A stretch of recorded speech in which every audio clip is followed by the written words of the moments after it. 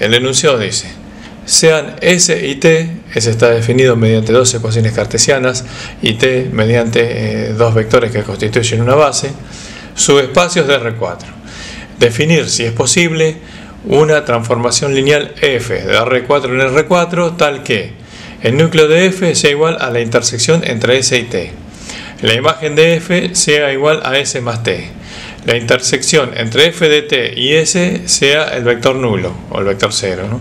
Y la intersección entre f de t y t también sea el vector nulo. Bueno, tenemos el subespacio S, que es un subespacio de R4, cuya dimensión es 2, porque se trata de un subespacio de R4 y está definido mediante dos ecuaciones cartesianas linealmente independientes. A simple vista se ve que lo son. Así que 4 menos 2, que es la cantidad de ecuaciones, da 2. Esa es la dimensión de S. Y el subespacio T, que es subespacio de R4 también, y también es de dimensión 2, porque acá tenemos una base constituida por dos vectores que son linealmente independientes. A simple vista se ve porque no son paralelos, ¿no? Bueno, lo primero que vamos a hacer es hallar la intersección entre S y T, porque es algo que tenemos que utilizar en la resolución del ejercicio. Así que para eso expresé acá a los vectores genéricos de t de manera paramétrica. Acá está el desarrollo. Y una vez obtenida esta expresión paramétrica, reemplacé en las ecuaciones de S a x1 por alfa más 3 beta, x2 por menos 3 alfa más beta, x3 por alfa y x4 por menos beta. Bueno, acá pueden seguir el desarrollo del cálculo. Acá reemplacé la primera ecuación, con lo cual ahí llegué a que alfa tiene que ser igual a menos beta, o sea, tienen que ser opuestos. Y bueno, reemplazando en la segunda ya a alfa por menos beta, llegamos a una identidad 0 igual a 0, o sea que esta es la condición que hay que cumplir, ¿no? Bueno, de manera tal que nos va a quedar, una vez armadito esto, que una base del subespacio S intersección T va a estar dada por este vector, ¿no? El vector 2, 4, menos 1, menos 1. Lo vamos a usar como base de S intersección T y a su vez, obviamente como pertenece a S y a T, también lo vamos a usar como uno de los vectores de cada una de las bases. O sea, acá vamos a reemplazar a uno de estos por S y en la base de S que ahora vamos a terminar de calcular vamos a incluir a este y a uno que, como dije recién, ahora vamos a determinar rápidamente, vamos a ver cómo. Bueno, acá ya tenemos la nueva base de T, en la que incluimos el vector que es base de S intersección T. Y ahora vamos a armar la base de S que vamos a utilizar. Obviamente uno de los vectores es este mismo, como ya habíamos dicho antes, y otro lo vamos a determinar ahora dándole valores a x1 y a x4, por ejemplo, y reemplazando en la primera ecuación para obtener, en ese caso, el valor de x2, ¿no?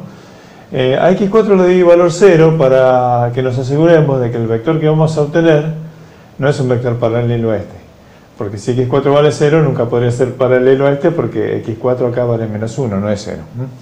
Así ya que nos aseguramos de que este vector que vamos a poner acá sea un vector de S solamente. Bueno, así que bueno, acá es simplemente reemplazar y llegamos a que x2 es igual a 1. Ahora reemplazamos en la otra ecuación y llegamos a que x3 es menos un tercio. Así que nos quedó el vector 1, 1, menos un tercio, 0. Como podemos usar uno que sea paralelo, no hay ningún problema, multiplicamos por 3 y obtenemos el vector 3, 3, menos 1, 0, que es el que vamos a colocar acá ya para completar la base de S. Bueno, acá tenemos la información de ambos subespacios, ya resumida, con las varias formas que hemos obtenido, de manera tal que las podremos usar en caso de necesitar hacer alguna verificación.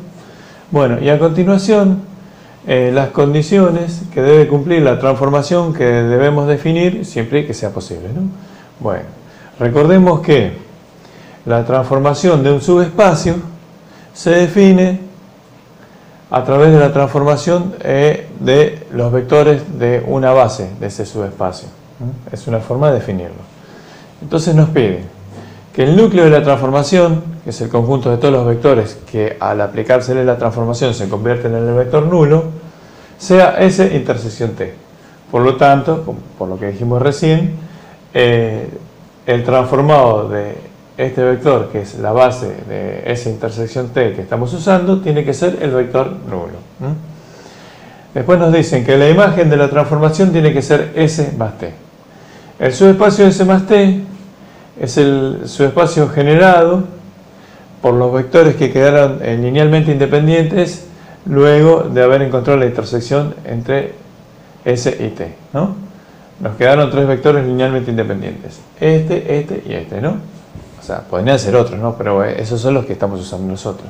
Así que S más T es el subespacio que tiene esta base, como otras, ¿no? Pero bueno, esta es la que estamos usando nosotros. También recordamos que es la dimensión de S más T es igual a la dimensión de S más la dimensión de T menos la dimensión de S intersección T. O sea, sería 2 más 2 menos 1, 3. Y acá vemos que tenemos tres vectores linealmente independientes que son la base que hemos elegido para S más T. Después nos dicen que f de t, o sea, la transformación del subespacio T, nos tiene que dar vectores que solamente tengan intersección con S en el vector nulo y con T también, o sea, el vector 0. Porque todos los subespacios tienen intersección en el vector 0, porque todos los subespacios tienen el vector 0, ¿no? Bueno, ¿qué significa esto? Que, por lo que dijimos de la transformación del subespacio con respecto a la transformación de los vectores de una de sus bases, es que el transformado de este vector no tiene que pertenecer al conjunto de vectores de S que sean distintos de 0, ¿no? Y obviamente que no va a pertenecer porque ya dijimos que esto es la base del núcleo de la transformación, o sea que este vector se va a convertir en el vector nulo. Y lo mismo tiene que ocurrir con el otro vector de la base, ¿no? Y lo mismo con respecto al subespacio T. Así que ahora vamos a ver cómo trabajamos para ir cumpliendo con estos requisitos, ¿no? Bueno, entonces tenemos que obtener, como dijimos, un transformado para este vector que sea un vector no nulo y que no pertenezca ni a S ni a T, y sí a S más T, que es la imagen de la transformación, ¿no? Bueno, una forma rápida de hacerlo es sumando a un vector de S que no pertenezca a T, un vector de T que no pertenezca a S. Por lo tanto, por decirlo de una manera muy académica, pero fácil de recordar, ambos vectores se sacan mutuamente de sus respectivos subespacios, ¿no? Bueno, así que lo que hice acá, le sumé a B2 menos B3, para que los componentes no se hagan números tan grandes, ¿no? Porque si B3 pertenece solamente a T, menos B3 también pertenece solamente a T, porque es paralelo, obviamente, ¿no? Bueno, y acá está la cuenta, y con esto obtenemos ya el transformado para este vector que cumple con las condiciones pedidas, ¿no? Es 0, 2, menos 1, 1. Es fácil verificar reemplazando acá que no pertenece ni a S ni a T, ¿no? Acá es inmediato reemplazar y ver que, por ejemplo, para el primer caso ya no da 0. Y para la primera ecuación, ¿no? Porque acá expresé de manera abreviada las dos ecuaciones. Bueno, y acá, por ejemplo, para que este componente fuese 1, menos beta tiene que ser 1, o sea, beta tiene que ser menos 1. Y para que este sea menos 1, alfa tiene que ser menos 1 también. Y si vamos y reemplazamos en el primero, me queda menos 1, más 3 por menos 1, sería menos 1, menos 3, menos 4. Y acá es 0, así que ya vemos que no cumple. Bueno, ahora vamos a hacer lo siguiente. A definir los transformados de los vectores de la base canónica o base estándar de R4. Recordemos que esto es una transformación de R4 en R4. El dominio es todo R4. La imagen no, pero el dominio sí. Bueno, por propiedades justamente de las transformaciones lineales, que ya empezamos a aplicar acá, también este coeficiente lo puedo sacar acá. De manera que el transformado de 3, 1, 0, menos 1 es 3 por el transformado de 1, 0, 0, 0 más el transformado de 0, 1, 0, 0 menos el transformado 0, 0, 0, 1. Acá ya tenemos tres vectores de la base estándar, de los cuales vamos a definir su transformado, que tiene que ser combinación lineal de la base de la imagen, ¿no? Bueno, Así que como dijimos que el transformado de este vector es b2 menos b3, entonces expresamos a cada uno de estos transformados como combinación lineal de la base de la imagen, de manera tal que el resultado nos dé b2 menos b3, ¿no? Bueno, acá al transformado del primer vector estándar le di valor b1 más b2, ¿no? Como está multiplicado por 3, acá tenemos 3b1 más 3b2, ¿no?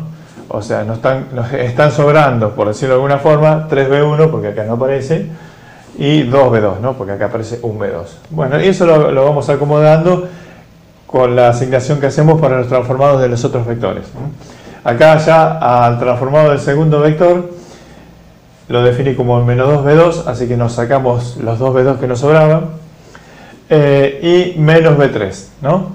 Bueno, que acá aparece el menos b3 que necesitábamos, Y bueno, y acá nos sacamos los 3b1 que nos sobraban de acá, ¿no? Porque acá b1 no aparece, y acá 3 por b1 es b1, bueno, y como esto es menos 3b1. Así que acá ya tengo definidos los transformados de 3 de los 4 vectores de la base canónica de R4.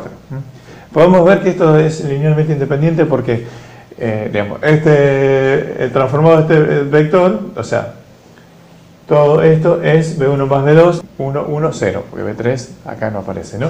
Bueno, este sería menos 2b2 menos b3, menos 2b2 menos b3, ¿no? Y este sería 3b1, 3, 0, 0. Y si triangulamos, vemos que nos da rango 3, de manera que ya ahí tenemos 3 vectores linealmente independientes que son los que necesitamos para definir justamente la imagen, ¿no? Y son vectores obtenidos como combinación lineal de esta base, así que, bueno, son vectores que corresponden a esta transformación. Bueno, acá ya pasé en limpio el transformado de 1, 0, 0, 0, que es b1 más b2, acá hice la cuenta, b1 más b2 nos da esto. Acá también hice la cuenta, menos 2b2 menos b3, menos 2b2 menos b3 nos da esto. Y acá tenemos 3b1, o sea, este vector multiplicado por 3 que nos da esto. Así que ya tenemos los transformados de 3 de los 4 vectores de la base canónica de R4. Ahora nos faltaría definir el otro, pero lo vamos a hacer a través de la otra relación que tenemos, que es que el transformado de este es el vector nulo. Bueno, ahora trabajamos de manera análoga a lo que le hicimos en el paso anterior, a partir de que este vector se puede expresar como combinación lineal de los vectores de la base, en este caso es la base canónica, y por las propiedades de las transformaciones lineales, el transformado de este vector es igual al transformado de esa combinación lineal, que es a su vez igual a la combinación lineal de los transformados. O sea, arrancamos a partir de este paso, ¿no? Igual que lo hicimos antes, por brevedad, para que no se haga tan largo. Lo aclaro por las dudas, ¿no? O sea que el transformado de 2, 4, menos 1 es igual a 2 por el transformado del vector 1, 0, 0, 0, más 4 por el transformado del vector 0, 1, 0, 0, menos el transformado 0, 0, 1, 0, menos el transformado 0, 0, 1, ¿no? Por justamente los componentes del vector. Bueno, y sabemos que el transformado de este vector es el vector nulo, porque este vector es base del núcleo de la transformación. Así que bueno, lo que sigue simplemente son cuentas, las pueden ver, y bueno, así obtenemos que el transformado de 0, 0, 1, 0, que es el que nos faltaba de la base canónica, es este vector, ¿no? Bueno, así que ya tenemos los transformados de los 4 vectores de la base de R4, que tienen que ver con esta transformación, obviamente. Por lo tanto, la transformación ya quedó definida. Ahora en el siguiente paso ya armamos la matriz de la transformación y la expresión como para obtener un vector transformado a partir de f. Y bueno, finalmente acá está armadita la expresión de la transformación que hemos podido definir, que cumple con lo que se pide, ¿no?